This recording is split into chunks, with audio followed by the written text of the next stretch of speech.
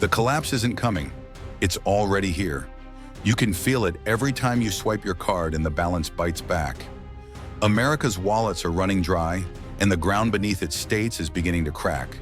Prices soar, savings vanish, and millions who once lived paycheck to paycheck are now living on borrowed time. The dream once sold as endless prosperity has turned into a desperate countdown. One receipt, one tax bill, one empty fridge at a time. From coast to coast, the numbers are undeniable.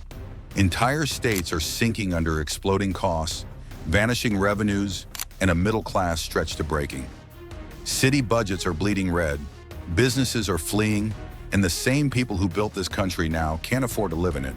The storm isn't waiting, it's spreading. This is the Downturn Report, where the truth gets personal. Tonight we go beyond headlines and into the hard truth. 10 American states are unraveling faster than anyone dares to admit, as millions of ordinary citizens face the terrifying question: what happens when the money runs out? Number 1. New York. Millions of Americans are running out of cash. And while the headlines scream about inflation and layoffs, the quiet collapse is already here. And New York is its first warning flare.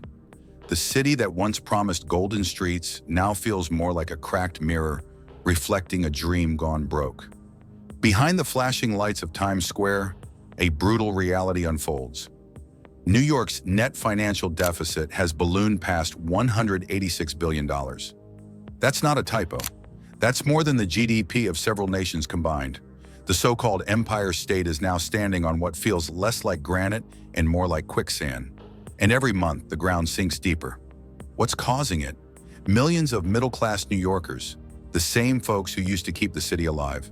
Bus drivers, office clerks, nurses, retirees, are out of cash and out of patience. Groceries that once cost $20 now hit $45. Rent that used to eat a third of a paycheck now devours it whole. Even the corner coffee shop feels like it's charging Wall Street prices for Main Street lives. When the working class runs dry, the whole machine stops, and that's exactly what's happening. The pulse of the city has slowed to a tremor. The skyscrapers tell the story too. Once the heartbeat of America's economy, Manhattan's towers are turning into hollow ghosts. Hybrid work didn't just change office culture.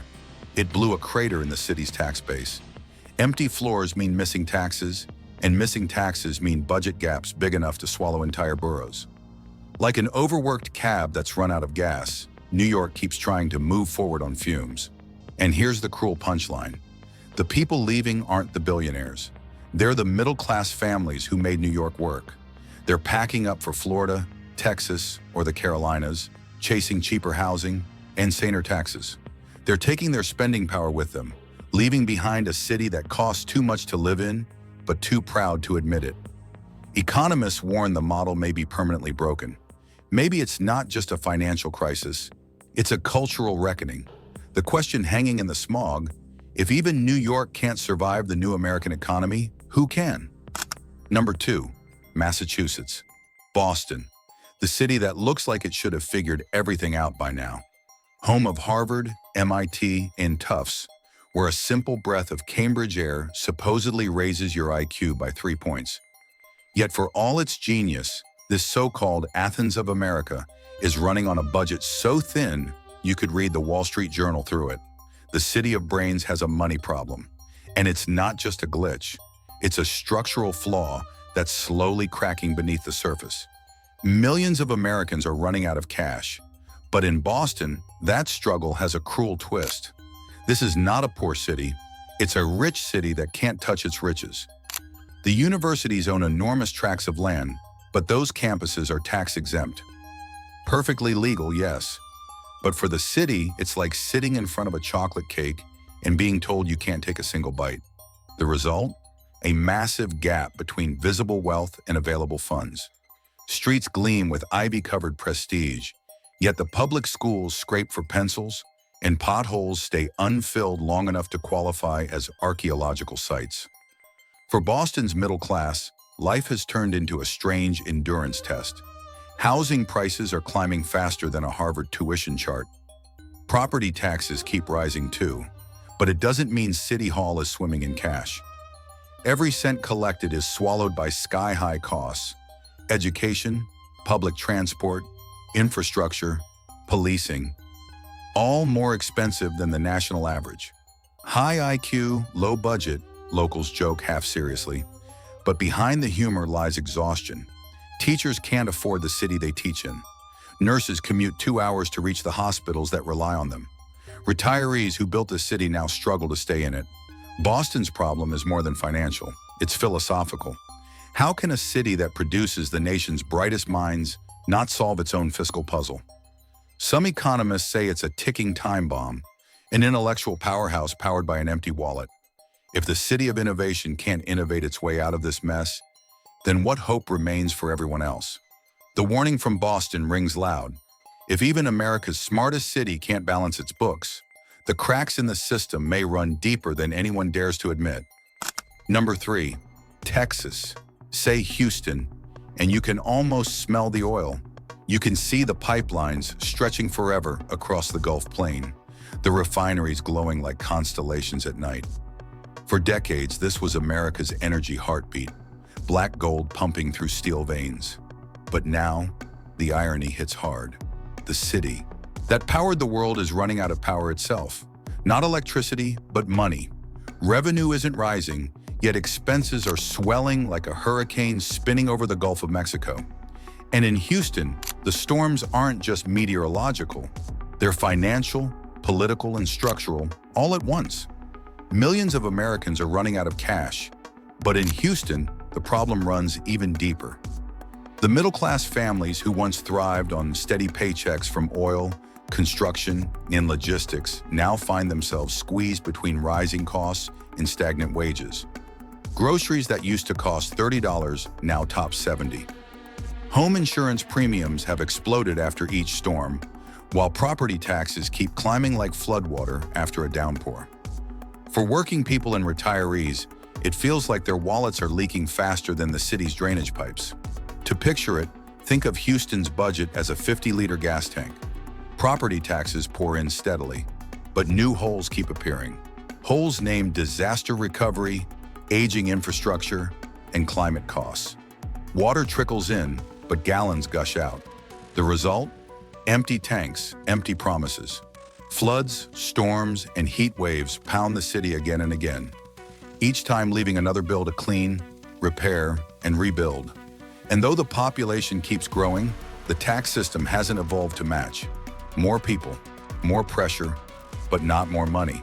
In many suburbs, residents are learning to fend for themselves. Streetlights stay off for months. Bus routes vanish. Roads crumble like cookies in the Texas heat. Elderly homeowners who have lived here 30 or 40 years shake their heads and whisper, "I've never seen it this bad." Houston looks massive, like a fuel tanker roaring down the interstate. But when you peek inside the tank, there's barely any gas left. The energy capital of the United States is now burning fumes just to keep its engines alive. If even a resource-rich powerhouse like Houston is running on empty, what hope is left for cities that depend on offices, tourism, or retail? The next chapter of America's collapse isn't written in oil. It's written in vacancy signs. Number 4, Illinois. Chicago's pain isn't sudden. It's the kind that settles into your bones and never quite leaves. For decades, the city has been limping under a weight so heavy, it's practically part of its DNA. Pensions. Promises made half a century ago now hang around the city's neck like lead chains. Chicago is the old athlete that refuses to quit the marathon, every step slower, heavier, burdened by debts to the past. The numbers tell the truth nobody wants to face. The city spends more than it earns, running deficits of hundreds of millions of dollars every single year. It's like trying to fill a crater with a spoon. The harder they dig, the deeper it gets. Millions of Americans are running out of cash, and Chicago is proof that even when you pay, you still lose. The city's pension fund is like an old wooden barrel. Money pours in, but the rotten planks let it leak drip by drip, dollar by dollar. The middle-class workers, the ones who pay their taxes, show up every day and keep the lights on, are the ones carrying the heaviest load. Many older residents say the same tired line with a half smile and a sigh. "I've paid more taxes than ever, and the city still says there's not enough. Behind that line lies the exhaustion of generations who feel like they've been bailing water from a boat that keeps taking on more. Chicago isn't a rich city by any stretch, yet its tax rates rank among the highest in America. Property taxes climb, sales taxes creep up, service fees multiply. But what do people get back? Schools with shrinking budgets, streets that crack and crumble, police departments running short on manpower. It's like paying top dollar for a car that keeps breaking down and still being told to be grateful for the ride. Some experts say only radical reform can stop the downward spiral. Others argue that Chicago has survived worse: fires, recessions, corruption, and will pull through again. But the real question haunts like the winter wind sweeping across Lake Michigan. Can the future really save a past this heavy? If a city built on grit and steel is still gasping for air, what does that say about the rest of America? Number 5, California, Los Angeles, the city where dreams glitter brighter than the sun and the cracks are hidden under red carpets. From the outside, it's all premieres, palm trees, and perfect smiles. But look behind the cameras, and the script changes fast. The so-called City of Angels is running out of miracles and out of money. Analysts warn that LA's finances are gasping for air, struggling like an overworked actor forced to smile after the director yells, "Cut." If New York's pain comes from collapsing office towers, LA is getting punched twice, once by a shaky commercial market and again by the relentless cost of homelessness. A crisis that never seems to fade from the screen. Millions of Americans are running out of cash, and in Los Angeles, that reality plays out in slow motion. Every day, on every corner, the city pours billions into programs: temporary housing, shelters, security, healthcare. But the problem keeps growing like a movie with no final scene. The budget bleeds, yet the streets still tell the same story. Tents under freeways, families sleeping in cars, veterans lining up outside outreach centers. The cost of compassion is rising faster than the city's income, and no one knows where the credits roll. Meanwhile, middle-class families, the backbone of the city, are caught in a cruel paradox. Taxes go up, but services go down. House prices soar higher than any Hollywood high-rise. Even basic living feels like a competition for survival. For the average Angelino, the dream feels more like a rerun. Many older residents joke, half in despair, "The lights are still on, but the budget's gone dark." It sounds witty, but it lands like a gut punch. Because it's true. The deeper irony? Los Angeles has long sold the idea of endless reinvention, but now it's the one that desperately needs a rewrite. Economists say the city's financial model is broken. Too expensive, too bureaucratic, too reactive. Others see it as part of a bigger national trend. America's glittering cities aging faster than their incomes. The question now is whether LA is in the middle of a transformation or a slow-motion collapse. Because when even the capital of fantasy can't afford to fix its reality, it's no longer just a local story. It's a national warning. Number 6, Colorado. Denver looks like the picture of youth. Fresh air, new coffee shops, people jogging with dogs and lattes. A city alive, buzzing, full of promise. But behind that youthful energy is a tired old wallet wheezing for breath. Financial analysts say the mile-high city's books are aging faster than its skyline is rising. It's the same paradox that defines modern America. The city keeps growing, but the money to support that growth keeps shrinking. The lights are bright, the mood is optimistic, but the balance sheet is quietly crying for help. Millions of Americans are running out of cash, and Denver is learning that a booming city can go broke faster than you'd think. Every week, hundreds move in. Young professionals chasing jobs, freelancers escaping coastal rents, families looking for safety and mountain air. The population grows, but so do the bills. More people means more schools, more buses, more hospitals, more infrastructure. And all of it costs more each year. It's like trying to climb the Rockies with a backpack that gets heavier every mile. At some point, even the strongest hikers slow down. What's worse, Denver's reliable sources of income, trade, business taxes, local enterprises, aren't keeping pace. Small and mid-sized companies are relocating, while remote work continues to drain tax revenue from downtown. The result? Rising expenses, declining income, and a middle class starting to feel the squeeze. Property taxes are climbing like ivy on a brick wall. Public transport is delayed. Roads crack faster than they're repaired. The youthful rhythm of Denver suddenly feels like a song played too fast to dance to. Middle-class residents are torn between pride and fatigue.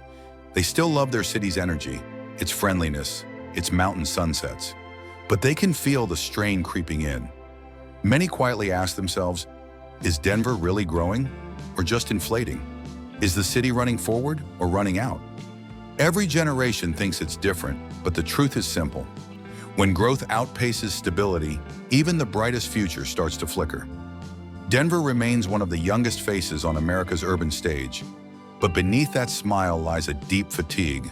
The city's beauty is undeniable, but its pockets are old and thin. And if even this symbol of new opportunity is starting to feel the pinch, then the next city on the list, one buried deeper in poverty, will tell an even harsher truth. Number 7, Pennsylvania, Philadelphia. The city that gave birth to American independence is now fighting for financial independence of its own. Once the cradle of liberty, now it's the cradle of budget headaches. Every cobblestone in Old City still whispers history, but the echo today sounds more like a cash register stuck on empty. Financial analysts say Philly's biggest export these days isn't cheesesteaks, it's taxpayers. The city keeps raising levies to survive: income tax, payroll tax, corporate tax, property tax. You name it, and Philly's tried it, yet the more it collects, the more it loses. It's like watching someone patch a sinking ship with dollar bills. Millions of Americans are running out of cash. But in Philadelphia, it feels like the city itself is broke and tired. The vicious cycle spins endlessly. High taxes drive businesses out, jobs disappear, incomes fall, and the government reacts by raising taxes again. The result? Another round of business closures, another wave of layoffs, another hole in the city's wallet. It's an economic whirlpool, dragging everything and everyone deeper into the mud. For the middle-class families who remain, every tax bill feels like a punchline that stopped being funny years ago. They pay more, but get less. The roads crumble faster than the city can fix them. Security is stretched thin, schools are underfunded, and public services feel like reruns of promises never fulfilled. Families who can afford to leave quietly, packing their stability and spending power into U-Hauls headed for the suburbs. The migration isn't loud, but its impact echoes through every empty storefront and every unpaid invoice. Locals joke darkly over coffee in South Philly diners. Philly taxes everything, except the reason it's still broke. It gets a laugh, but only because the truth hurts too much to say straight. Economists call it the poverty tax migration spiral, a trap that's been tightening for decades. Without a radical reset, experts say, the city will keep circling the same drain. Philadelphia's tragedy isn't just about money. It's about momentum. Once it led a revolution. Now it's trying to lead a recovery that never quite begins.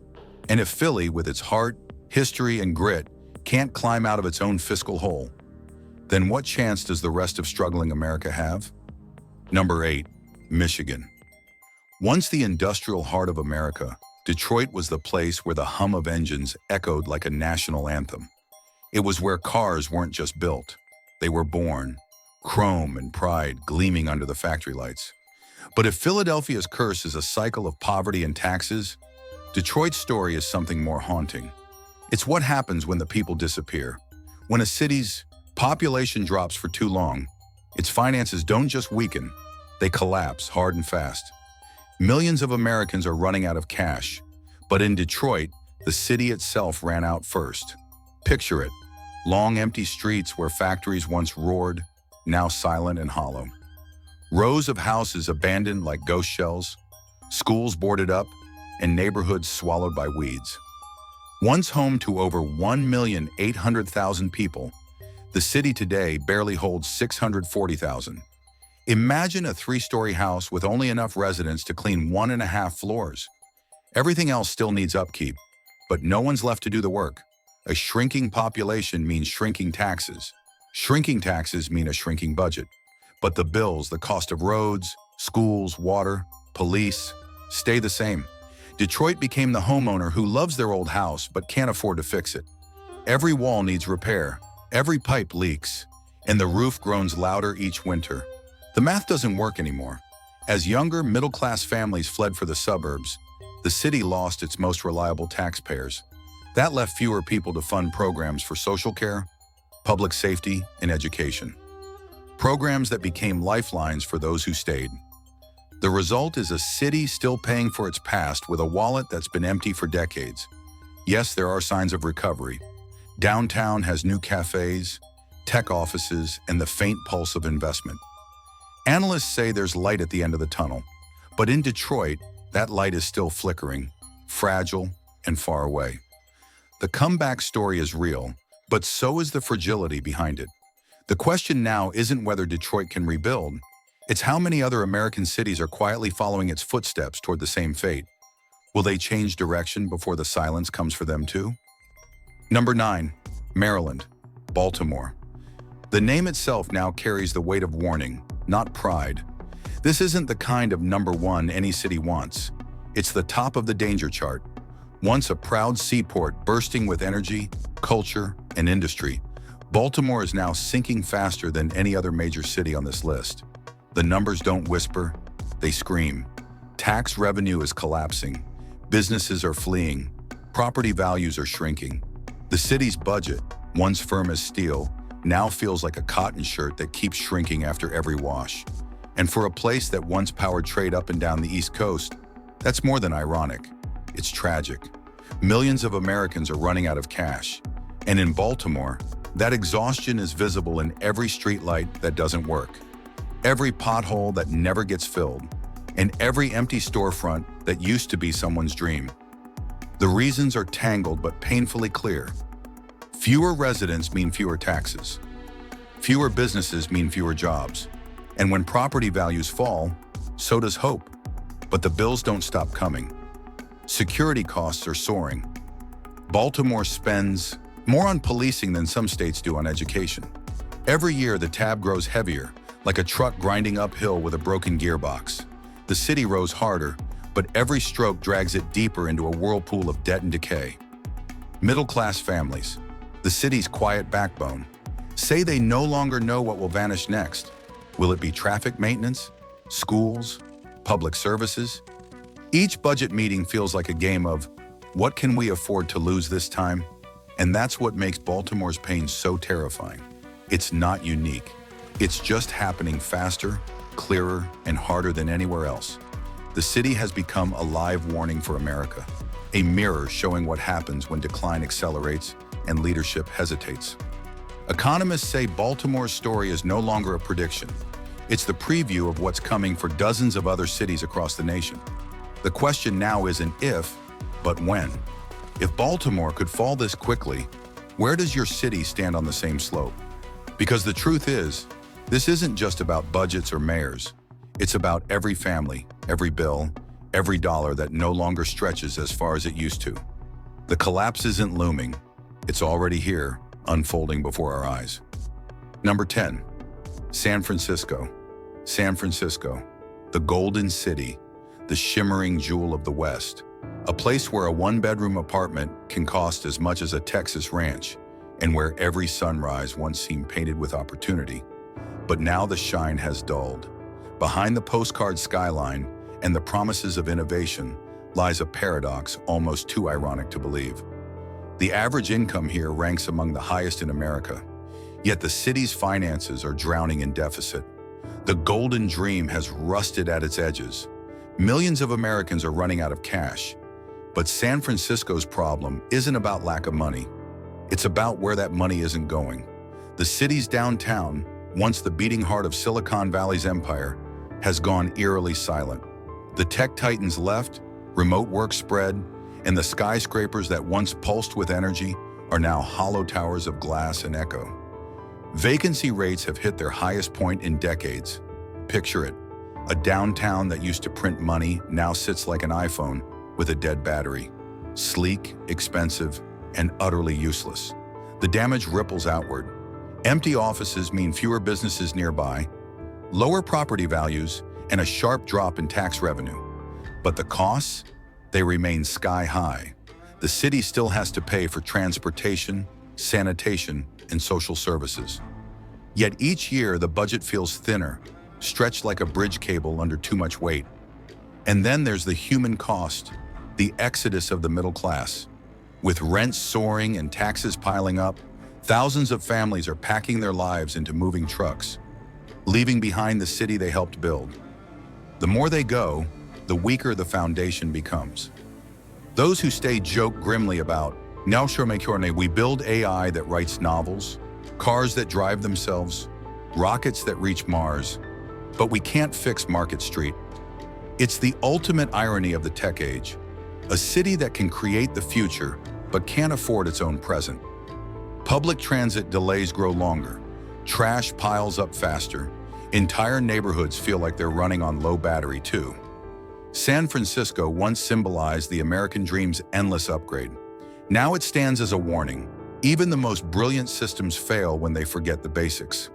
Innovation can't plug a budget hole, and progress means nothing when the people who built the dream can no longer afford to live inside it. America's cities are running out of cash, but awareness is power.